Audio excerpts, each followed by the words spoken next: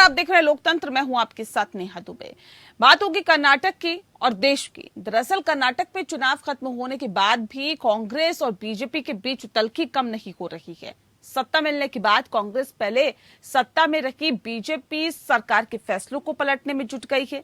BJP के समय बने कानूनों को रद्द किया जा रहा है। कर्नाटक में धर्मांतरण विरोधी कानून रद्द किया गया, तो वहीं कर्नाटक में स्कूल सिलेबस से हेडगेवार को आउट कर दिया गया। अब बीजेपी ने पलटवार करते हुए दिल्ली से नेहरू को बाहर कर दिया है। नेहरू मेमोरियल म्यूजियम का नाम मोदी सरकार ने बदलकर पीएम म्यूजियम रख दिया है। बता दें आपको कि नेहरू मेमोरियल का नाम बदलने पर कांग्रेस आग बबूला हो गई है, लेकिन सियासत यही नहीं थमी है। कर्नाटक चुनाव में कांग्रेस जिस 5 गारंटी योजना के सबूते सरकार में आई हैं, उसी योजना को लेकर अब बीजेपी कांग्रेस पर निशाना साध रही है। बीजेपी का आरोप है कि रेवड़ी राजनीति ने कर्नाटक को कंगाल कर दिया, तो कांग्रेस मोदी सरकार को गरीब विरोधी ठहरा रही है। वहीं बीजेपी ने एक बार फिर राहुल गांधी पर कर्नाटक चुनाव के वक्त दिए बयान पर मानहानि का दावा ठोक दिया। इस पर कोर्ट ने राहुल को नोटिस भी जारी कर दिया। रिपोर्ट देखें।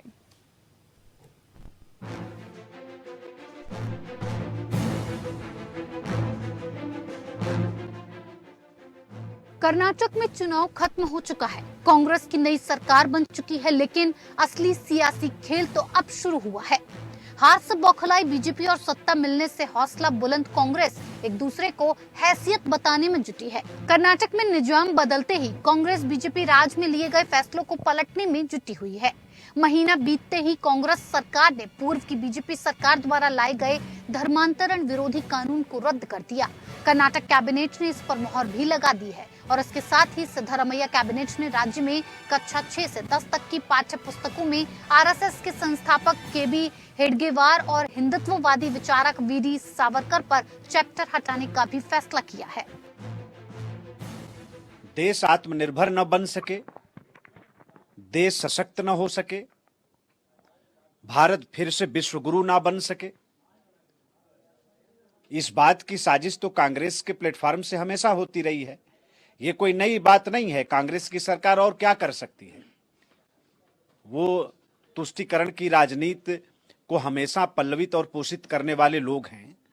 उनसे और क्या हम लोग उम्मीद करें? कर्नाटक में कांग्रेस सरकार के फैसले का करंट दिल्ली में केंद्र की बीजेपी सरकार को लगा। कांग्रेस ने सिलेबस में हेडगेवार और सावरकर को हटाया, तो बीजेपी ने नेहरू के नाम को हटा दिया। मोदी सरकार ने नई दिल्ली में स्थित Nehru memorial museum and library का नाम बदल दिया है। अब इसे prime minister museum and library के नाम से जाना जाएगा। अब इस पर सियासी संग्राम शुरू हो गया है। नेहरू मेमोरियल का नाम बदलने पर कांग्रेस ने मोदी सरकार पर निशाना साधा है। कांग्रेस ने कहा है कि संकीर्णता और प्रतिशोध का दूसरा नाम मोदी है। इस विरासत को मिटाने से, एक पट्टिका से पंडित नेहरू जी का नाम मिटाने से 140 करोड़ देशवासियों के दिल में जो पंडित जी के प्रति सम्मान, मान और नाम लिखा हुआ है, मोदी जी आप उसको कैसे हटाओगे? वो हमारे दिलों में लिखा हुआ है, क्योंकि पंडित जी आधुनिक भारत के शिल्पकार थे। आज जो भारत देख रहे हैं हम, वो पंडित जी की परिकल्पना थी। वहीं कर्नाटक चुनाव में कांग्रेस जिस 5 गारंटी योजना के बूते पर सरकार बना चुकी है, उसी योजना को लेकर अब बीजेपी कांग्रेस पर निशाना साध रही है। बीजेपी का आरोप है कि रेवड़ी राजनीति ने कर्नाटक को कंगाल कर दिया। बीजेपी ने दावा किया कि कर्नाटक के वित्त विभाग ने वेतन और ईंधन पर हुए खर्च के भुगतान के लिए अतिरिक्त अनुदान देने में असमर्थता जाहिर की है। बीजेपी ने कर्नाटक कांग्रेस सरकार पर यह कहते हुए तंज कसा कि क्या प्रदेश सरकार अब अपनी जेब से मुफ्त बस यात्रा का खर्च उठाएगी। वहीं बीजेपी के दावे पर कांग्रेस ने भी मोर्चा खोल दिया। कांग्रेस नेता रणदीप सिंह सुरजेवाला ने कहा कि बीजेपी और पीएम मोदी का गरीब विरोधी रुख अब सबके सामने उजागर हो गया है। कांग्रेस सरकार कर्नाटक में गरीबों को मुफ्त अनाज दे रही है, लेकिन मोदी सरकार को ये पसंद नहीं आ रहा। इसीलिए केंद्र सरकार के निर्देश पर कर्नाटक में कांग्रेस सरकार को एफसीआई ने चावल की बिक्री से इनकार कर दिया। उन्होंने कहा कि एफसीआई के पास चावल का भंडार है, जिसे वो खुले बाजार में बड़े व्यापारियों को बेचना चाहता है, ताकि गरीबों को मुफ्त अनाज न मिल सके। वहीं कर्नाटक हार से परेशान बीजेपी ने कांग्रेस के पूर्व अध्यक्ष राहुल गांधी को एक बार फिर परेशान करने की पूरी रणनीति बना ली है। राहुल गांधी 40% कमीशन वाली बीजेपी सरकार वाले बयान और विज्ञापन के बाद मुश्किल में पड़ते दिख रहे हैं। बीजेपी के मानहानि के दावे के बाद कर्नाटक के अतिरिक्त मुख्य मेट्रोपॉलिटन मजिस्ट्रेट ने राहुल गांधी को नोटिस भेजा है। राहुल के अलावा अदालत ने CM Siddaramaiah, deputy CM DK Shivakumar को भी नोटिस भेजा है। दरअसल कर्नाटक चुनाव प्रचार के दौरान राहुल गांधी समेत सिद्धरामैया और डीके शिवकुमार ने दावा किया था कि तत्कालीन बीजेपी सरकार 40% कमीशन में लिप्त थी। इस तरह से बीजेपी ने 4 सालों में 1.5 लाख करोड़ रुपए का घोटाला किया। बीजेपी का कहना है कि कांग्रेस के ये आरोप आधारहीन, पूर्वाग्रही और मानहानि करने वाले हैं। यानी कर्नाटक में चुनाव खत्म होने के बाद भी सियासत का खेल खत्म नहीं हुआ है। बीजेपी कर्नाटक में कांग्रेस के जीत के स्वाद को कड़वा बनाने में जुटी है, तो कांग्रेस बीजेपी राज में लिए गए फैसलों को पलटकर बीजेपी के हार के जख्म को हरा कर रही है। Bureau report, APN news.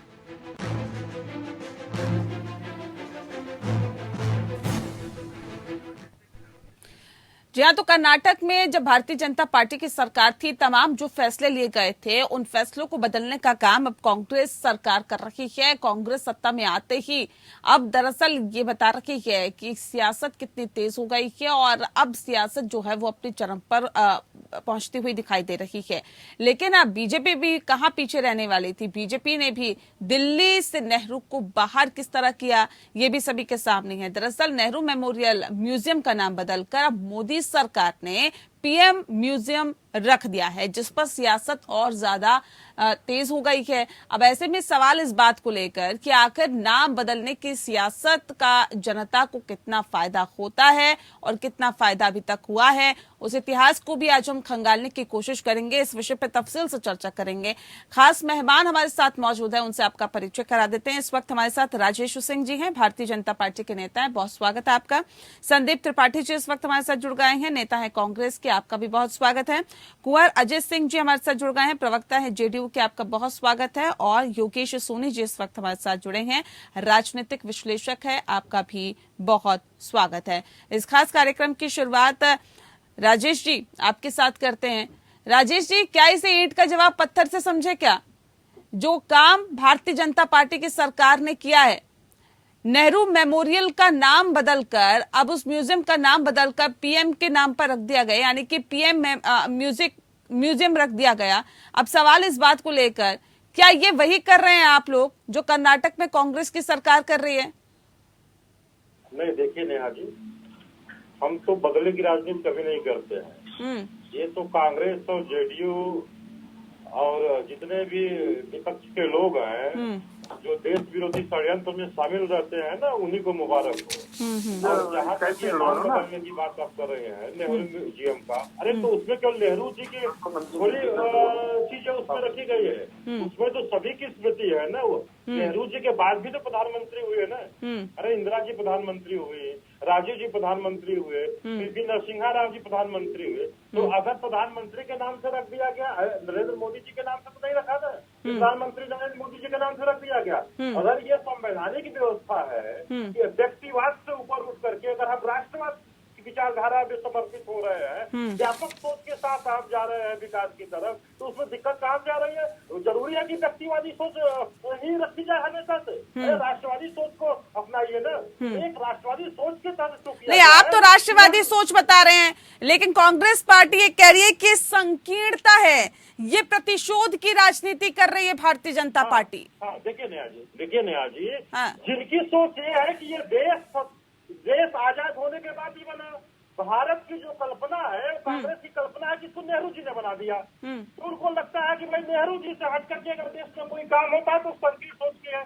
संकीर्ण सोच की मानसिकता तो कांग्रेस की है, जो देश को केवल 70 साल का देश समझते हैं। अरे ये देश सनातन है, प्राचीन है, भगवान श्री राम का देश है, भगवान श्री कृष्ण का देश है, बुद्ध का देश है, महावीर जी का देश है, डॉक्टर अम्बेडकर जी का देश है। तो इन लोगों का देश है ये कांग्रेस की केवल नेहरू जी का देश थोड़ी है कि नेहरू जी ने इस देश को बनाया है। अरे भारत प्राचीन है, सनातन है, ये एक योग भूमि है, कर्म भूमि है। तो जिन लोगों ने कर्म किया, योग किया, तो ऐसे लोगों की भूमि है। अब केवल नेहरू जी तक सीमित हो जाए तो देश संकीर्ण नहीं है, व्यापक सोच के लिए संकीर्ण हो गए हैं।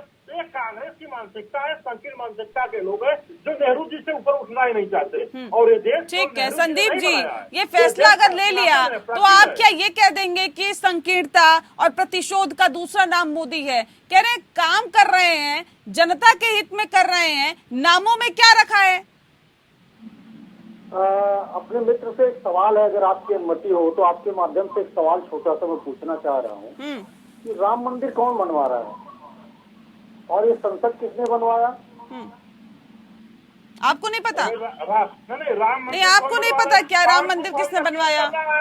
तो किसके काल में राम मंदिर बन रहा है? मैं आपसे पूछ रहा हूँ किसके समय में राम मंदिर बन रहा है? अरे भाई, इंदिरा जी के समय में नहीं बन सकता था, नेहरू जी के समय नहीं बन सकता था, राजीव जी के समय में बन सकता था, बीबी नरसिंह राव जी के समय में बन सकता था, केवल आजादी प्रधानमंत्री मोदी जी के समय में क्यों बन रहा है? तो आपको नहीं मालूम है कौन बनवा रहा है, किसके समय काल में बन रहा है? आपने रोका क्यों? 500 साल से आपके वकील खड़े होकर के 70 साल के बाद आपके वकील खड़े हो जाते थे, नहीं ये राम मंदिर कोई अस्तित्व नहीं है। अरे आप लोग राम के नाम पे अस्तित्व दिखाने वाले लोग। नहीं देखिए, मुद्दे से मत भटकिए। राम मंदिर किसने बनाया, राम मंदिर किसके आदेश से बन रहा है, ये तमाम चीजें अलग है ना। उस मुद्दे पे आइए ना, जो सवाल मैंने आपसे पूछा है। हमने ये बात क्यों कही? अभी हमारे साथी ने कहा कि ये नेहरू का देश नहीं है, इसको नेहरू जी ने नहीं बनाया। तो मैंने सवाल पूछ लिया कि संसद क्या मोदी जी के मामा के यहाँ से पैसे आए थे क्या, या राम मंदिर में हमने चंदा नहीं दिया है क्या? फिर कैसे बिना अनुरोध है आप एंकर हैं और आपसे बिना अनुरोध है कि इनका टेप रिकॉर्डर बंद करा दीजिए, अन्यथा मैं भी उसी श्रेणी में अगर आ गया। नहीं एक एक करके रखिए ना अपनी बात, ये कोई तरीका नहीं है ना बातचीत करना। ठीक है, एक एक करके। मैंने इनको शांति से सुना, काहे लिए इतना बौखला रहे? विदाई तो ऐसे भी तय है। तो मैं सिर्फ ये कह रहा हूँ कि अगर आप ये कह रहे हैं कि हमें जो है हम राष्ट्रवादी है, व्यक्तिवाद से नफरत है, तो सरदार पटेल जी के नाम पर जो स्टेडियम था उसका नाम गुजराती पंडे ने अपने नाम पर क्यों रख लिया? नरेंद्र मोदी स्टेडियम क्यों रख दिया गया सरदार पटेल जी का नाम हटाकर, अगर आप व्यक्तिवादी नहीं है तो? और व्यक्तिवादी तो आप इतने हैं कि भारत सरकार को भी आज कहते हैं आप मोदी सरकार। इससे ज्यादा व्यक्तिवादी को क्या हो सकता है? या तो आप ये मान लीजिए कि मोदी एक जाति है, जाति की सरकार है, तो आप जातिवादी हैं। तो आप व्यक्तिवादी भी हैं, जातिवादी भी हैं। अब आ जाते हैं, इन्होंने बात कही कि हमने बंटाधार कर दिया कर्नाटका का। अच्छा, हमने अभी मतलब महीना भर हमें सत्ता में नहीं आए हुआ, हमने बंटाधार कर दिया और आपने जो लूट की, खजाना खाली कर दिया। आज स्थिति वहाँ जो राज्य सरप्लस रहता रहा हो उसकी स्थिति आपने इतनी बदतर कर दी और आज आप हमसे कह रहे हैं अरे अभी तो हमको चंद दिन नहीं, एक बात बताइए, अगर किसी एक व्यक्ति के नाम पर अगर वो मेमोरियल उसका नाम हटा दिया जाता है, पीएम रख दिया जाता है, सिर्फ पीएम मेमोरियल, इसमें दिक्कत क्या है? इसमें दिक्कत क्या है आपको? किसी व्यक्ति विशेष पे तो नहीं है ना उसका नाम? अब नहीं, हम ये कह रहे हैं कि सरदार पटेल जी के नाम से फिर नरेंद्र मोदी स्टेडियम करने की क्या जरूरत थी? और बहुत सारी योजनाएं, अटल योजना और बहुत सारी योजना आप चल लेके आ रहे हैं। देश के पहले प्रधानमंत्री थे, थोड़ी सी बात सुन लीजिएगा विदाउट इंटरप्ट, एक ऐसे प्रधानमंत्री थे कि 800 साल गुलाम देश उनको मिला था और उस समय मात्र 264 रुपए पर कैपिटल इनकम थी एक व्यक्ति की आय। और उस समय उस खस्ता हाल देश में उन्होंने IIT, IIM, एम्स, नवरत्न कंपनियां, भाखड़ा नंगल बांध जैसे बहुत सारे बांध, इस तरीके की परिकल्पना अगर उन्होंने करके और काम करके दिखाया तो आपको दर्द इसलिए होता है कि आप उनके जैसा बनना तो चाहते हैं लेकिन बन नहीं पा रहे हैं। और गुजराती पंडे का बस्ता भी नहीं है, जिसके बस्ता तो हाँ यशोदा भी हम समझ रहे हैं, वो भी नहीं चला तो देश क्या चलाएगा? आज 2 लाख करोड़ रुपए आपने ठीक है, ठीक है, ठीक है। अजय जी आप लोगों को भी दिक्कत है क्या नाम बदलने से? नेहा जी, हमें नहीं, संपूर्ण देश की जनता को यह जानना चाहिए कि नेहरू जी क्या थे। हम लोग सुने हैं कि एक गाना है, सांवरमती का संत तूने कर दिया कमाल। हाँ। तो गांधी जी के लिए जब कहा जाता है सांवरमती का संत तूने कर दिया कमाल, उसमें एक सेंटेंस आता है कि फूलों की सेज छोड़ निकल पड़े जवाहरलाल। ये जो बहुरूपिया चौकीदार है, अपने आप को फकीर कहता है, देश का तानाशाही हिटलर, ये हिटलर से हमें डर लगता है। पूरे देश की जनता को ये डर है कि एक दिन संविधान निर्माता भी अपने आप को लिखवा लेगा। अच्छा ये बताइए, ये देश के हिटलर जिसको आप संबोधित कर रहे हैं, ये डर पिछले 6 महीने से लगने लगा, ये इससे पहले भी लगता था? नहीं। हाँ। ये 9 सालों से देश के नौजवानों को बेरोजगार करके केवल अपनी बहुरूपिया वाली भाषा, हम लोग गांव घरों में देखे हैं कि बहुरूपिया रोज अपना रूप बदलता है। वही हमारे देश का जो बहुरूपिया है, प्रधान बहुरूपिया, कभी अपने को चौकीदार, कभी चाय वाला, कभी देश बेचने वाला, कभी कुछ नाम बदलने वाला, कभी काम बदलने वाला, कभी चेहरा बदलने वाला, कभी चरित्र बदलने वाला, कभी चाल बदलने वाला, ये देश की जनता को सड़क पे लाके छोड़ दिया है।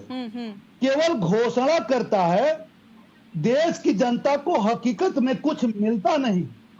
और ऐसा क्या हो गया, जो कल तक नेहरू जी का गुणगान करते थे, संगोल सरकार वाले, जो नेहरू जी ने संगोल लिया था, अरे अंग्रेजों से लिया था। नेहरू जी गुलाम देश में राजशाही व्यवस्था से संगोल लिया था, बीजेपी के थ्रू नहीं लिया लेकिन गया। तुमने बिल्कुल कोई संगोल अंग्रेजों से नहीं लिया गया था। लोकतंत्र की व्यवस्था में राजतंत्र की व्यवस्था लागू करना चाहते हो। ये नाम बदलने से काम नहीं बदल जाएगा। देश की जनता को महंगाई से निजात चाहिए, बेरोजगारी से निजात चाहिए, ये झांसा देने वाली सरकार से निजात चाहिए, यहाँ सुशासन चाहिए।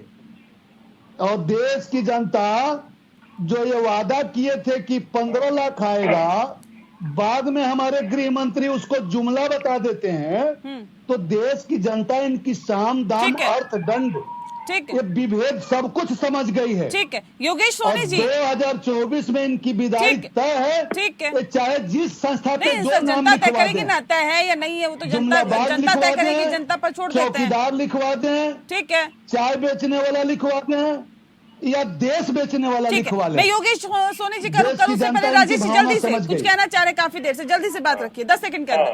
हाँ देखिए नेहा जी, ये कुंवर अजय सिंह, इनको ये पलटू चाचा के भक्त हैं। हाँ, वो प्रधानमंत्री बनने के लिए कहीं भी पलटू मार देंगे। महबूबा बुआ के गोद में बैठने वाले, महबूबा बुआ की गोद में बैठने वाले श्यामा प्रसाद मुखर्जी की बलिदान भूल जाते हो। बोलने नहीं दूंगा, आपको दिक्कत होगी। आप 2 विधान 2 संविधान और श्यामा प्रसाद की बलिदान भूलने वाले, आपकी बुआ महबूबा की गोद में बैठने वाले लोग पलटू की, ठीक है, नहीं करके बोलते हैं। अजय जी धैर्य रखिए थोड़ा सा। संदीप जी, आपकी तो बिहार में स्वीकारोक्ति नहीं रह गई, आप तो बिहार के नेता नहीं रह गए, आप तो 5 में 3 में 13 में आप कुछ भी हो, लेकिन लोग, अरे भाई देश का तानाशाह हिटलर, खानी पड़ेगी। हिटलर शाही से देश को निजात मिलने वाली है। ठीक है ना, एक एक करके बात रखिए। राजेश जी अपनी बात पूरी कर लेते, फिर मैं आती हूँ। ठीक है राजेश जी, जिन्होंने जंगल राज कायम किया, पहले कहा पलटू चाचा, और आप लोग पेट कैंसर करके बकायदे करते थे। अब हम नहीं जाएंगे लालू परिवार के साथ, क्योंकि ये देश का सबसे भ्रष्टाचारी परिवार है। अरे दुनिया में ठीक है सर, कहा तो सबकी तरफ से जाता था, चौकीदार है, ठीक है, बहुरूपिया, आपकी तरफ से भी बहुत बातें कही जाती थी सर, इनकी तरफ से भी कहे जाते थे। क्रिकेट की तरह लड़, जो आप राजनीति में तभी कहते हैं सर, कोई किसी का दोस्त कोई किसी का दुश्मन नहीं होता। ठीक है योगेश सोनी जी, ऐसे नहीं बिहार में भी नहीं रह गए। ठीक है योगेश जी, सवाल इस बात को लेकर कि देखिए नाम बदलने से जनता पर क्या असर पड़ता है। अभी तक 9 सालों के शासन में अगर हम देखें तो बहुत नाम बदल दिए गए। योजना आयोग को नीति आयोग बना दिया गया, रेस कोर्स को लोक कल्याण मार्ग बना दिया गया, औरंगजेब रोड को का भी नाम बदल दिया गया। उसकी जगह पर पूर्व राष्ट्रपति एपीजे अब्दुल कलाम के नाम पर उस रोड का नाम रख दिया गया। राजपथ नहीं अब बल्कि कर्तव्य पथ के नाम से जाना जाता है। गुड़गांव को गुरुग्राम बना दिया गया, स्टेडियम का नाम बदल दिया गया, जिस बात का जिक्र अभी थोड़ी देर पहले संदीप जी कर रहे थे। ऐसी एक लंबी फहरिस्त है नाम बदलने की। कोई जनता पे असर पड़ता है क्या? उससे फायदा होता है जनता को? ऐसा होता है, एक समय होता है जब किसी चीज का कोई प्रभाव पड़ता है, चाहे वो अच्छा हो चाहे वो बुरा हो। हाँ। इस तरीके की कोई भी राजनीति करे, चाहे वो भारतीय जनता पार्टी हो, कांग्रेस से, या कोई भी पार्टी हो, वो यदि इन सब चीजों को ऐसे लेके आती है तो उनको कुछ देर के लिए अच्छा लगता है कि हमने उपस्थिति दर्ज करा दी। हाँ। लेकिन धरातल पर देश को जिस चीज की जरूरत है पहले वहाँ काम करना चाहिए, पहले उस परिस्थिति में, उस परिवेश में काम करना चाहिए जी। नाम बदलने से उसका कितना क्या फायदा होता है? ठीक है, आपने इतिहास का रेफरेंस लेके कुछ बातें करी तो वो बुरा ही अच्छा नहीं, उससे फायदा कोई नहीं हुआ। ठीक है, हम परिवर्तन की ओर आए और हमने देखा कि हाँ, पुराना इतिहास इसका कालखंड से जुड़ा हुआ था और हम चाहें तो हम इसको बदल सकते हैं, क्योंकि ये नाम जो है कुछ ऐसे मार्ग हैं, नेहा मैं आपको जानकारी दे दूं, मेरे तीनों साथी भी हैं जो देश की आजादी से पहले के रखे गए थे। तो ये ऐसा नहीं कि कुछ लोगों को गलतफहमी ये होती है कि ये कांग्रेस सरकार की राज में नाम रखे गए या किसी और में, ये जानकारी दे दी जाए ये पुराने नाम थे जो अंग्रेजों के समय से, खासकर दिल्ली की तमाम ऐसी सड़कें हैं या पुराने ऐसे कुछ शहर हैं जो अंग्रेजों के समय पे, मतलब देश की आजादी के समय से पहले नाम थे, वो सरकार ने बदले, ठीक है। लेकिन उसमें क्या होता है, नाम बदलने वाले प्रकरण में लोग अपने धर्म को लेकर आस्थाओं पर चोट मारते हैं, चोट मांगते कि हमारे किसी चीज को बदल के ये कर लिया गया, या दूसरा दल ये कहता है इस बदलाव की क्या जरूरत थी। मैं तो एक ही बात यहाँ कहना चाहता हूँ कि देश को जिस स्थिति की जरूरत है और जो यहाँ पर आज की डेट में चल रहा है, उस पथ पर चल के काम करे, पथ का नाम ना बदले, पथ को बदले, और उस पथ में हमेशा एक सकारात्मकता दिखनी चाहिए, नौकरी दिखनी चाहिए, तमाम ऐसे संदेश हैं वो दिखने चाहिए। लेकिन जो हम राजनीति करते हैं, जैसे ये मुद्दा भी है, अभी पता चला कर्नाटक में वो कानून बदला है या जिन्होंने ये करा, आप इस तरीके की राजनीति को समझे कि राजनीति काम करने के लिए कम और एक दूसरे को नीचा दिखाने के लिए ज्यादा हो रही है। इससे पहले सोनी जी कर रहे थे, संदीप जी सवाल इस बात को लेकर है, जिस बात का जिक्र अभी सोनी जी कर रहे थे, योगेश सोनी जी, देखिए एक दूसरे को नीचे दिखाने की सियासत ज्यादा हो रही है, राजनीति ज्यादा हो रही है, काम करने की राजनीति कम हो रही है। नहीं लगता कि उस पर फोकस करना चाहिए, जनता का लाभ हो सके? बात चाहे कर्नाटक की कर लें या फिर जिस तरह से वहां फैसले बदलने की कोशिशें की जा रही है, ये तमाम कोशिशें अभी तक की गई है कि जो पिछली सरकार ने फैसले लिए उन तमाम चीजों को हम बदल दें। वैसे तो आप लोग कहते हैं कि देखिए तुष्टीकरण की राजनीति करती है भारतीय जनता पार्टी, ये क्या है? धर्म के नाम पर ये तुष्टीकरण नहीं है? देखिए, पहली बात तो अभी जिस तरीके से सोनी जी ने कहा और अभी आपने उनसे जो सवाल ये किया था कि इससे क्या जनता पर प्रभाव पड़ता है जब कोई नाम बदला जाता है, जैसे अभी आपने नेहरू मेमोरियल का पीएम मेमोरियल कर दिया, कितनी किताबें लिखी गई होंगी, कितनी जगह पे इस चीज का मेंशन हुआ होगा, और वो उन सब जगह पर ये फिर से खर्च जो पड़ेगा वो बोझ किसके ऊपर पड़ेगा? उसका बोझ जनता झेलेगी। आप में क्षमता है, आप नया काम करिए, उसका नाम ABCD GE कुछ भी रख लीजिए, चाहे अपने जो है हाफिज सईद जिनको आपने कंधा तक छोड़ने गए थे उनके नाम पर रख लीजिए, चाहे मोदी जी के नाम पर रख लीजिए, या और किसी भी जो है मोदी जी की एक बहन है पाकिस्तानी उनके नाम पर रख लीजिए, ये आपकी इच्छा है। लेकिन आप अपना काम करके नाम रखिए ना। किसी ने कोई काम किया है उसका नाम बदल कर आप श्रेय ले लेना चाहते हैं, इससे इतिहास नहीं बदलेगा, इससे लोगों में जो नेहरू जी के प्रति सम्मान है वो नहीं बदलने वाला। हाँ नहीं तो ठीक है, जो आप बदल रहे हैं उससे क्या होगा? जो आप बदल रहे हैं उससे क्या होगा? कर्नाटक में अगर धर्मांतरण विरोधी कानून को रद्द कर रहे हैं तो उससे क्या होगा? बिल्कुल आते हैं, उससे भी आइए, उस पर ही आइए सर। बिल्कुल, हम सिर्फ ये कह रहे हैं कि आप नेहरू के प्रति आपकी जो कुंठा है वो समझ में आती है। पहली कुंठा ये है कि वो ब्राह्मण थे, उनके नाम के आगे पंडित लगा हुआ है, तो इस वजह से आप देखिए सरदार पटेल जी और नेहरू जी एक ही, आज जैसे मोदी जी और अमित शाह हैं उसी तरीके उस समय से इनको सरदार पटेल जी से बड़ी मोहब्बत है, इसलिए कि ओबीसी नाराज हो जाएगा अगर उनके प्रति बोलेंगे तो।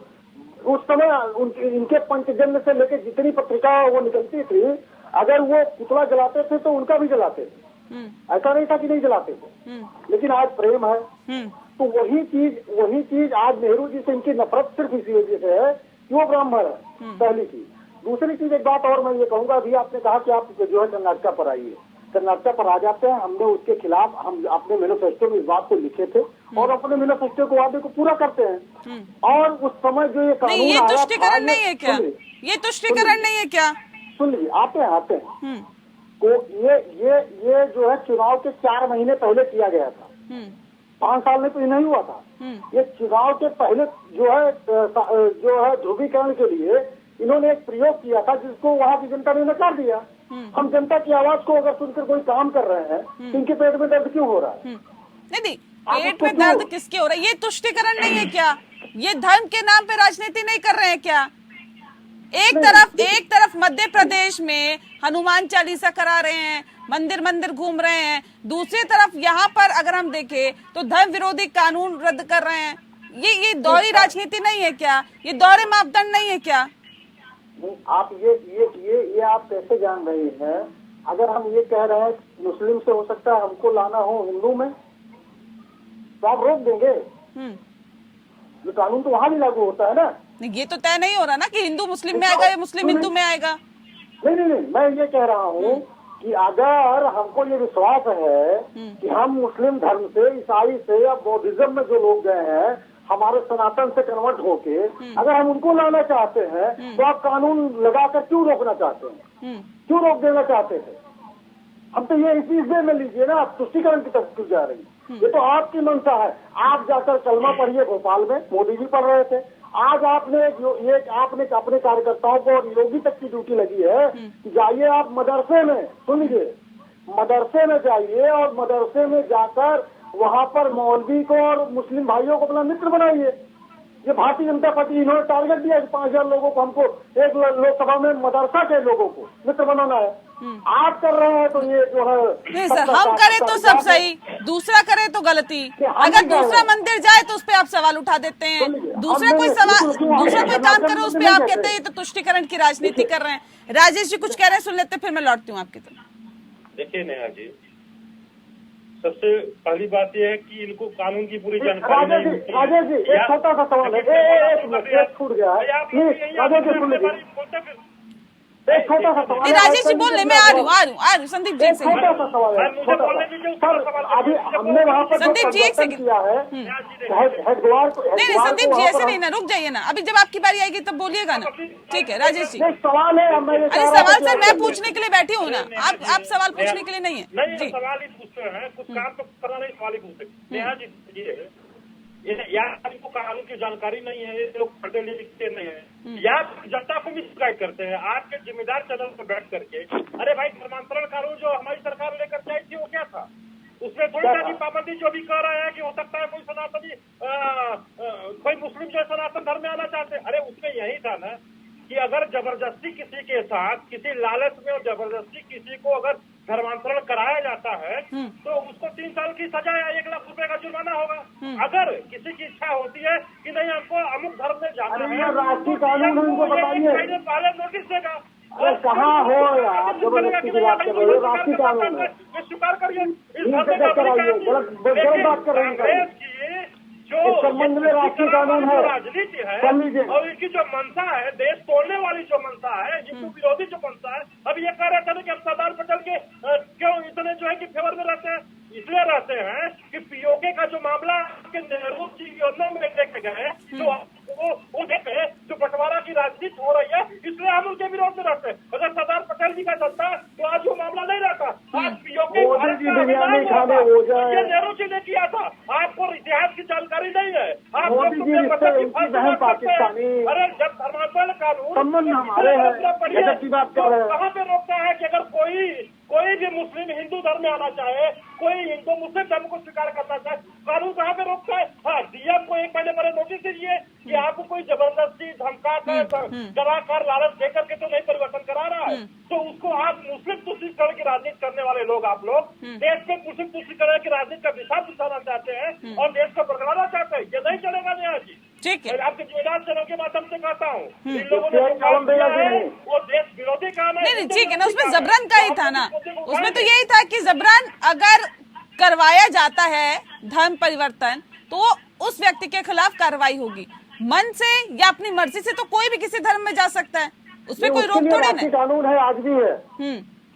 आज भी राष्ट्रीय कानून नहीं तो है, ये कह देना कि नहीं तो कर्नाटक में रद्द क्यों किया गया? नेहा जी एक बात मैं और कहना चाहता हूँ, मैं ये नहीं कहता हूँ, सुप्रीम कोर्ट जो सबसे बड़ी सर्वोच्च संस्था है भारत की संवैधानिक व्यवस्था है, सुप्रीम कोर्ट ने लास्ट ईयर में और नवंबर में उन्होंने कहा था, उन्होंने टिप्पणी की थी कि धर्मांतरण का मामला ऐसा बढ़ता जा रहा है कि ये राष्ट्र विरोधी। ठीक है योगेश सोनी जी, ये कांग्रेस का दोहरा मापदंड नहीं है क्या? एक सेकंड, ठीक है योगेश जी, मोदी जी को कह दीजिए राष्ट्रीय योगेश जी, खड़ा कर दे। योगेश जी आवाज मिल पा रही है आपको? जी मुझे आपकी आवाज आ रही है। जी, ये कांग्रेस का दोहरा मापदंड नहीं है। एक तरफ जहां वोट लेने हैं वहां अलग राजनीति चल रही है, जहां वोट मिल गए और सरकार में आ गए वहां अलग राजनीति चल रही है। क्योंकि नेहा दशक भर में राजनीति का जिस हिसाब से स्वरूप बदला है, हर दल जो है इस समय अपॉर्चुनिस्ट बना हुआ है, क्योंकि बहुत सूखे के बाद कांग्रेस को सत्ता मिली है। हिमाचल के बाद कर्नाटक और उसके बाद जो है एक तरीके से समय ऐसा आ गया था कि बिल्कुल कांग्रेस मुक्त भारत होने की स्थिति हो गई थी। और अगर दोबारा सत्ता मिली है तो शायद कुछ कमजोर निर्णयों के साथ कांग्रेस उतर रही है। हालांकि इस बात में कोई दोहराई नहीं है, कमबैक में उसका स्वागत है। और जो एक तरीके से इनके विरोध में लहर फैल गई थी कि इस समय कांग्रेस विरोधी देश होता ही जाएगा और आगामी कुछ वर्षों तक इनकी स्थिति उतनी नाजुक रहेगी, लेकिन इन्होंने कमबैक करा है। लेकिन बहुत स्पष्ट अगर कहा जाए, अगर मेरे साथी इस बात को सुनने के मूड में हो, केवल धर्मों के आधार पर अब राजनीति हो चुकी है। एक धर्म एक पार्टी के लिए राजनीति करे, एक धर्म दूसरी पार्टी के लिए। तो कुछ लोग बढ़ चुके हैं, जब इन्होंने दूसरे धर्म से वोट लिए, सारे काम करे, तो उनको निश्चित तौर पे खुश भी किया जाएगा। और क्योंकि सत्ता में आए हैं तो जो कमिटमेंट करे हैं, कुछ इस तरीके के भी निर्णय लिए जाएंगे जो कहीं ना कहीं बाकी लोगों को उसका फायदा पहुंचे। इस बात को हम कितनी भी औपचारिकता, कितनी भी बनी ठनी सुंदर सजा के बातें कहते हैं, लेकिन दर हकीकत धरातल पे यही है कि आज की डेट में हर आज एक पार्टी ने एक धर्म पकड़ लिया और उसके लिए वो राजनीति कर रहा है। तो इस बात में जो हम मिली जुली कहते थे कि हम जिस हिंदुस्तान में जिस संस्कार, जिस संस्कृति से आते हैं, जो गंगा यमुना तहजीब हमें बताई जाती थी, सिखाई जाती थी, जिसके आधार पे हम जी भी रहे थे, आज वो बिल्कुल नील हो चुकी है। हम बातें बहुत अच्छी कर सकते हैं चैनल पे बैठ के, दर्शक भी हमें सुन सकते हैं, लेकिन हकीकत सबको पता है कि आज कांग्रेस किस दिशा में जा रही है और बीजेपी किस दिशा में जा रही है। बाकी अन्य दल भी हैं, वो अपनी कैसे उपस्थिति दर्ज करा रहे हैं, ये सबको पता है। अब आप देखिए, अगर हम उदाहरण के तौर पर देश की राजधानी दिल्ली का उदाहरण देखें तो केजरीवाल सरकार ने क्या करा था? मौलवियों की सैलरी शुरू करी थी, पंडितों की नहीं करी थी। उनके 2 लोगों को सैलरी थी 18-12 हजार रुपए, मंदिर के पंडित को 5 हजार भी नहीं दी। इसका मतलब क्या था कि केजरीवाल सरकार केवल एक धर्म को खुश करने के चक्कर में दूसरे धर्म को आघात इतना पहुंचा रहे थे कि वो भूल गए कि उनको ऐसा लगा कि मैं केवल वो वोटर छीन लूं जो मेरे धर्म के दाम पे मेरे आ जाए। मतलब कांग्रेस भी उसी ट्रैक पे चल रही है क्या? कांग्रेस भी उसी ट्रैक पे चल रही है क्या? मैं वही, अब इसका उत्तर आपने बड़ा अच्छा पूछा और मैं यहाँ पर बताता हूँ अपने साथियों को। अब कहानी क्या है कि जो वोटर्स है, केजरीवाल का जो वोटर्स है, एक उदाहरण में एक स्टेट से लेके बता रहा हूँ, जो वोटर्स था वो किसका वोटर्स था? निश्चित तौर पे वो कांग्रेस का वोटर्स था। कांग्रेस ने सत्ता जाती देखी हुई, सत्ता चली भी गई, लेकिन उन्होंने कमबैक कैसे मारा? उन्होंने वही ट्रैक को अपनाया और उसी आधार पे वो चलते चले। ठीक है, चलिए पूछ लेते हैं संदीप जी, एक खास वर्ग को खुश करने की कोशिश है क्या आप लोगों की तरफ से, इसीलिए इसको रद्द कर दिया गया? अभी कुछ दिन पहले, ज्यादा 3 दिन पहले जो है स्मृति ईरानी जी का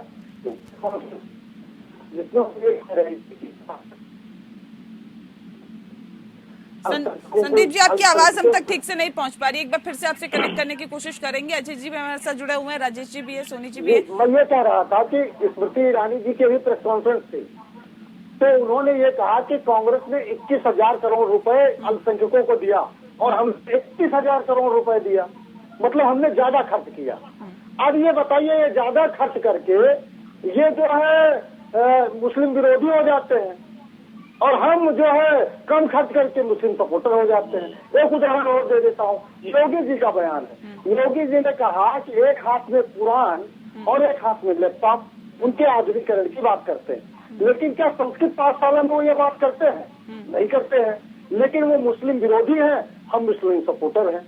हम न मुस्लिम सपोर्टर हैं, न हम हिंदू सपोर्टर हैं, हम भारत के सपोर्टर हैं, हम भारतवासी के सपोर्टर हैं। नहीं, ये जो फैसला लिया गया, राजनीति नहीं करते, ये क्या बताता है? ये क्या बताता है, बता दीजिए ना।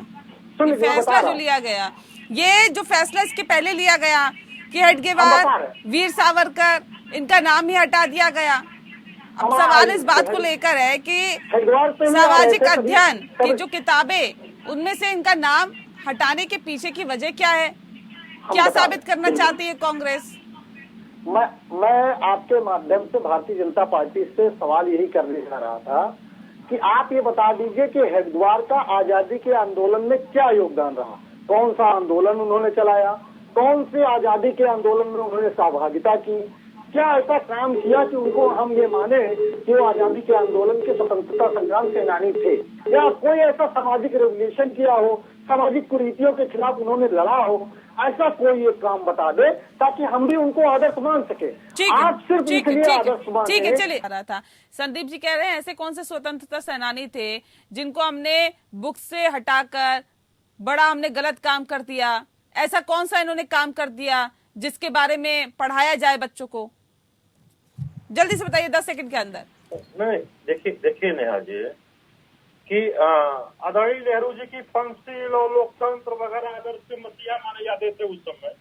1962 में चाइना ने हिंदुस्तान पे आक्रमण किया।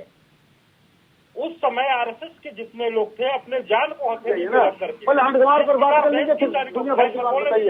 आप बोलने दीजिए ना, आप अपने समय में बोलते हो, दूसरों की डिस्टर्ब क्यों करते हैं?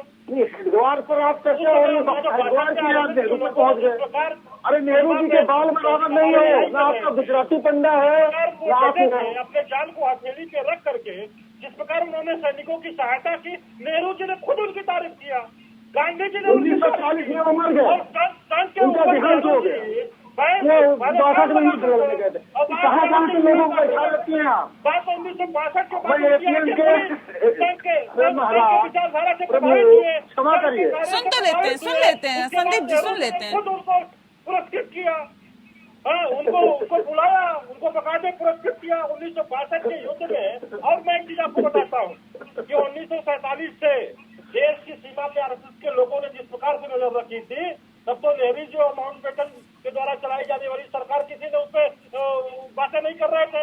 लेकिन आरएसएस के लोग उस समय भी जो कश्मीर का सीमा था 1947 में, वहाँ पे वो नजर रखते थे बकायदे, बिना प्रशिक्षण के अपने जान को हथेली पे रख करके वहाँ पे काम करते थे कि उस सीमा पे जो लोग कब्जा करने के मूड में है, आतंकवादी जो गतिविधि होती थी, घुसपैठी होती थी, बकायदे उनके साथ वो पंगा लेते थे। तो ये काम आरएसएस के लोगों का था। आरएसएस की पर इतनी बार जो है आपने बैन लगाया, फिर आपने ही बैन को छुड़ाया, सुप्रीम कोर्ट ने बैन को हटाया। तो ये आरएसएस का मतलब कि एक राष्ट्र की बात करता है, राष्ट्रीय संघ तो 90 साल से ज्यादा पुराना हो गया। ठीक है, तो उसके अंदर राष्ट्र की भावना है, भक्ति की भावना है, वो कूट करके बनी है। आपकी तरह देश छोड़ने वाले लोग नहीं है, ये राष्ट्र की बात करने वाले लोग हैं। एक जज्बा है उनके अंदर। ठीक है, ठीक है, वो अपने जान को हथेली पे रख करके राष्ट्र के लिए लड़ाई करते हैं, वो है आरएसएस। आपको उनसे शिक्षा लेनी चाहिए। आप लोग आरएसएस की तुलना अपने से कभी मत किया करें। देश तोड़ने वाले लोग हैं आप। देश को मुस्लिम देश बनाने का जो मुहिम चला है आपको, इसका ठीक है। अजय जी जानते भी है कौन थे वो? नहीं जानते। इतनी बातें के बावजूद आपको बारी का ध्यान ही नहीं रहा। दूसरी बात मैं आज एक बात साफ करना चाहता हूँ कि ये कुंवर अजय सिंह भी एक बात बोले थे, भाई साबरमती के संत उन्हें कर दिया। ठीक है, मैं भी मानता हूँ गांधी जी महान आत्मा थे, उनके जैसा होना किसी की बस की बात हमारे राष्ट्रपिता है। लेकिन ये बताइए कि वो लोग जो देशभक्त जो आजादी के नहीं, तो गांधी जी के हत्यारे को आप लोग हत्यारा मानते हैं ना? और हजारों लोगों ने जो देश के लिए कुर्बानियां दी है। नहीं, गांधी जी के हत्यारे जो हैं, तो जो गांधी जी के हत्यारे घबरा रहे हैं नेहरू जी के नाम पे है, जो हजारों लोगों ने देश की आजादी के लिए अपने प्राणों को न्यौछावर कर दिया। ठीक है, नहीं गांधी जी के हत्यारों, नहीं गांधी जी के हत्यारों को भारतीय जनता पार्टी हत्यारा मानती है या नहीं मानती? लेकिन एक बात आप बताइए अजय जी, अभी इतने क्यों खलने लगे आपको भारतीय जनता पार्टी के नेता? इससे पहले तो सत्ता की मलाई काट रहे थे, सत्ता की मलाई खा रहे थे, तब तो आपको बुरे नहीं लग रहे थे। सीटें कम आने के बावजूद भी नीतीश कुमार को मुख्यमंत्री बना दिया गया था, तब तो आपको बुरे नहीं लग रहे थे। पिछले 9 साल से तानाशाही चल रही है देश में, बार बार आप इस बात को दोहरा रहे हैं। बार बार इस बात को कह रहे हैं कि तानाशाही है और जो फिलहाल सत्ता पर है वो हिटलरशाही चल रही है, हिटलर है, तमाम बातें आप लोग कर रहे हैं, लेकिन अतीत भुला सकता है क्या कोई? जनता भी देख रही है सर। नेहा जी, जनता इस बात को जानती है। हाँ। और ये केवल अंधभक्त लोग हैं जिन्हें कानून की जानकारी नहीं है, संविधान की जानकारी नहीं है, इन्हें मालूम नहीं है कि भारतीय संविधान में धार्मिक स्वतंत्रता का अधिकार भी है जो फंडामेंटल राइट्स में है। और भैया क्यों मिर्ची लग रही है? अब चुप हो जाइए, मैं आपकी बात सुन रहा था। जनता उस बात को जानती है। आप बोल लो, आप बोल लो। नहीं बन पाएंगे। हम सुन लीजिए, मिर्ची ना लगे। अरे इसीलिए पढ़ा लिखा प्रधानमंत्री चाहिए देश को। ये अनपढ़ गंवार बहुरूपिया से काम नहीं चलेगा। देश को पढ़ा लिखा प्रधानमंत्री चाहिए। देश संविधान से चलेगा, आईपीसी सीआरपीसी से देश की कानून व्यवस्था चलेगी, आरएसएस के संविधान से नहीं चलेगा। महबूबा की गोद में बैठ करके सुन लीजिए नेहा जी, ये लोग जिनके साथ गठबंधन में है, जिसके साथ आप गठबंधन में हैं, उनकी मुख्यमंत्री भी रही है राबड़ी देवी। तब नहीं आपने बोला कि मुख्यमंत्री भी पढ़ा लिखा होना चाहिए? तब आवाज नहीं उठी थी आपकी? तब नहीं बोला था आप लोगों ने? हम सुन लीजिए, एक होता है पढ़ा और दूसरा होता है गढ़ा। लेकिन ये बहुरूपिया न तो पढ़ा है और न गढ़ा हुआ है। हम देश के किसी एक व्यक्ति की बात नहीं कर रहे हैं, अंधभक्तों की बात कर रहे हैं। नहीं, ये अंधभक्ति का चश्मा आपको भी तो लगा था सर। ये अंधभक्ति का चश्मा 6 महीने पहले ही उतरा है। 6 महीने हुए होंगे, 7 महीने हुए होंगे। जब हम आपके साथ रहते हैं, आपके कार्यों को देख करके, और जब उसमें समझ पाते हैं कि आप कितना उचित और कितना अनुचित हैं, तो अधिकार खोकर मौन रहना ये महादुष्कर्म है। अन्यायार्थ अपने बंधु को भी दंड देना धर्म है। हमने बहुरूपिया को त्याग दिया कि तुम्हारे गलत कार्यों में हम तुम्हारे साथ पहले नहीं भी था। त्यागा तो पहले भी था, त्यागा तो पहले भी था सर, फिर वापस चले गए थे। मजबूरियां कुछ ऐसी थी आपकी, मजबूरियां थी ना। 17 साल पुराना गठबंधन तोड़ दिया था, अलग हो गए थे, फिर आ गए, फिर अलग हो गए। ये कोई खेल है क्या? जनता नहीं समझती क्या? नेहा जी, देश की जनता ये समझती है। मैं बहुत संवेदनशीलता के साथ कह रहा हूँ कि देश को पढ़ा लिखा प्रधानमंत्री चाहिए। ये अनपढ़ गंवार बहुरूपिया प्रधानमंत्री से देश चलने वाला नहीं है। अब ये 6 महीने पहले समझ में आया क्या आपको कि देश को पढ़ा लिखा प्रधानमंत्री चाहिए? कुछ देंगे नहीं। आप देख लीजिए नेहा जी, योगेश जी कुछ कह रहे हैं। योगेश जी, एक सेकंड, योगेश जी करता हूँ कि जब 14 रुपया सरसों का तेल था तो इन्होंने इंदिरा जी की सरकार गिराई, और उस समय कहते थे 14 रुपया सरसों का तेल, देखो ये इंदिरा का खेल। आज 200 रुपया सरसों का तेल हो गया है, पेट्रोल भी सतत मार दिया है, जो बहुत पढ़ा लिखा। और सिलेंडर जो है घरेलू सिलेंडर 1100 का हो गया है। 400 का था तो इनकी जो वीरंगना थी, वो कौन, ईरानी नाम है, इससे पहले जो प्रधानमंत्री थे, आप ही लोग कहते थे जो इससे पहले प्रधानमंत्री थे वो भी अपनी बातों को नहीं रख पाते थे। अब प्रधानमंत्री से भी आपको दिक्कत है। तब भारत को विश्व गुरु बनाएंगे। ये बहुरूपिया केवल देश को छल रहा है और इससे देश को निजात चाहिए।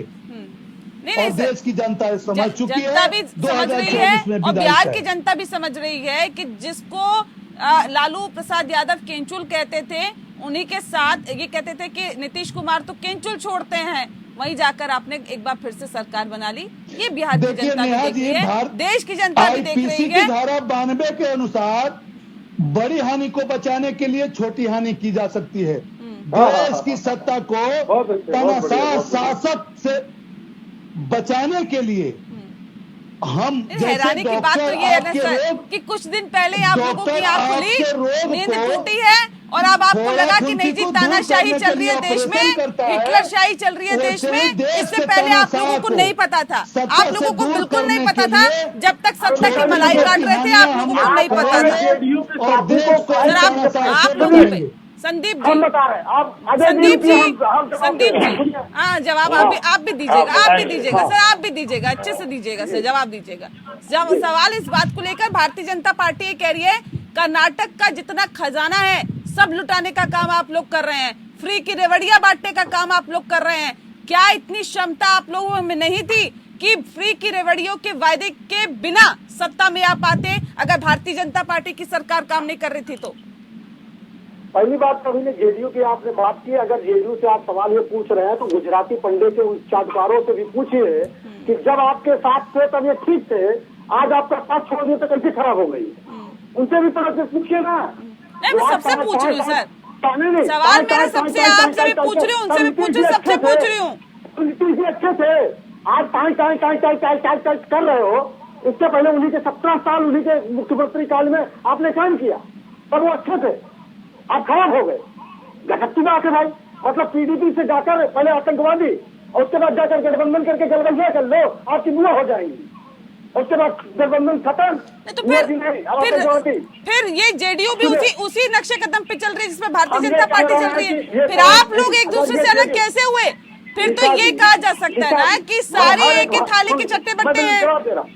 मैं जवाब दे रहा हूँ, बोलिए। हर एक भारतीय से मैं ये कह रहा हूँ, बीजेपी के लोगों को जिस तकाजे पर आप वोट नहीं चाहिए और नेताओं को दामाद मुस्लिम ही चाहिए, ये है इनका चाल चरित्र और चेहरा। और उनका मानूंगा, अन्यथा मैं यही कहूंगा कि आप एक पक्ष की बात कर रहे हैं। दूसरी बात अभी आपने कर्नाटका के संबंध में कही, कर्नाटका में आप ये कह रहे हैं कि हमने खजाना लुटाने का काम किया। चलिए एक चीज ये बता दीजिए, गुजराती पंडा जब पहली बार प्रधानमंत्री बनता है 5,000 करोड़ रुपए भूटान, 3,000 करोड़ रुपए नेपाल, ये उस समय दिया गया था मुफ्त में, खजाने में रखा था तब दिया। रिजर्व बैंक का 4 लाख करोड़ रुपए निकाल लिया, रिजर्व बैंक के गवर्नर के माथे पर बंदूक रखी, हमने रखा था तब ले लिया। आपने तो खजाना खाली कर दिया है, फिर कुछ है ही नहीं है। तो हम अगर ये कह रहे हैं कि भैया अभी हम नहीं, उन्होंने जो किया वही आप कर रहे हैं क्या? उन्हीं के नक्शे कदमों पे चल रहे हैं क्या? हम आते हैं पूरा जवाब देंगे, आप शांति से थोड़ा सा एक मिनट सुन लीजिए बस। अगर ये कह रहे हैं आपने खजाना खाली किया, हम ये कह रहे हैं अभी पैसे नहीं है, जो भी अनुदान का पैसा होगा हम देंगे, पहली चीज। दूसरी चीज, अगर आप ये कह रहे हैं कि हमने ये क्यों किया, पहली चीज, अगर 10 लाख करोड़ रुपए इस देश की सरकार अपने मित्रों को, जिनसे इलेक्टोरल बॉन्ड के माध्यम से 1,000 करोड़ रुपए चंदा लेती है, जिनके दम पर सरकारें खरीदती है, उनका पैसा अगर ये राइट ऑफ कर देते हैं तब उनसे सवाल नहीं होता है। अगर गरीबों को 1,000 रुपए 1,500 रुपए महिलाओं को दिया जा रहा है, इसके पेट में दर्द हो रहा है, क्यों? इसे हमसे सवाल पूछा जा रहा है। अगर हम 10 किलो चावल देने की बात कर रहे हैं तो हमसे सवाल पूछा जा रहा है। 10 लाख करोड़ रुपए जिसने लुटा दिया, अगर आप मुझे मान लिया सर आप करो तो सब सही, दूसरी सरकार कहे तो ये कहते हो आप कि रोजगार तो देते नहीं हो और लोगों को राशन देकर उन्हें ना काम करने की सीख और देते हो, आप ही लोगों की तरफ से कहा जाता है। हमने खाद्य सुरक्षा अधिनियम हम लेके आए हैं, उसी योजना के तहत अगर आप दे रहे हैं, हम ये कहते हैं कि आपने गरीबी रेखा में लोगों को धकेला है। आप नीतियां ऐसे बनाइए कि लोग, हमने 27 करोड़ लोगों को गरीबी रेखा से बाहर निकाला था, आपने 14 करोड़ लोगों को धकेल दिया। ये अंतर हम इनकी नीतियों की बदौलत थोड़ी आप सत्ता में आए हैं, उन नीतियों की बदौलत आए हैं क्या? आप तो फ्री की रेवड़ियां किस तरह से बांटी जाएगी, उसका लाभ जनता को कैसे मिलेगा, इसकी बदौलत सत्ता में आए हैं ना सर, उससे नकारा जा सकता है क्या? बहरहाल मेरे पास वक्त की कमी है, बहुत शुक्रिया आप सभी मेहमानों का हमारे साथ इस खास चर्चा में शामिल होने के लिए। तो कर्नाटक से लेकर देश की सत्ता तक अब एक दूसरे को नीचे दिखाने की राजनीति चरम पर है। कौन किसको कितना ज्यादा नीचे दिखा पाएगा, इसकी ही जुगत में राजनीतिक पार्टियां लगी हुई है। बहरहाल जनता है, जनता सब समझती है, सब देखती है और आने वाले वक्त में इसका जवाब भी दे देगी। लोकतंत्र में फिलहाल इतना ही। नमस्कार।